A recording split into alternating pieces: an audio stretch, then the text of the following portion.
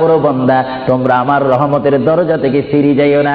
আমি তোমাদেরকে হুকুম দিচ্ছি, ওয়ালাউ আন্নাহুম ইয যালামু আনফুসাহুম জাউকা, বান্দারে যদি গুনাহ করে ফেলো আমার রহমত থেকে মুখ ফিরে তুমি চলে যাইও না।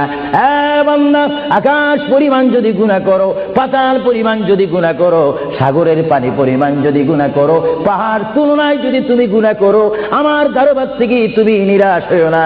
বান্দা, আমি তোমাকে একটি রাস্তা পাঠাই দিচ্ছি, একটি পথ তোমাকে আমি দেখাই দিচ্ছি। সেই পথটি কোন পথ তোমরা জানো? ওয়ালাউ আন্নাহুম ইয যালামু আনফুসাহুম জাউকা, বান্দারে যখন তোমরা বরবাদ হয়ে যাবে তখন তোমাদেরকে একটা পথ আমি তোমাদেরকে দেখাই দিলাম। সেই পথটির নাম হচ্ছে আমার রাসূলের মদিনা। জোরে বলেন সুবহানাল্লাহ। বান্দা, আমার নবীর দরবারে গিয়ে কেঁদে কেঁদে তোমরা বলো, ইয়া রাসূলুল্লাহ, ইয়া হাবিবাল্লাহ, আয়া আকা ইয়া রাসূলুল্লাহ। আল্লাহ কোরআনে বলেছে, ওয়ালাউ আন্নাহুম ইয যালামু আনফুসাহুম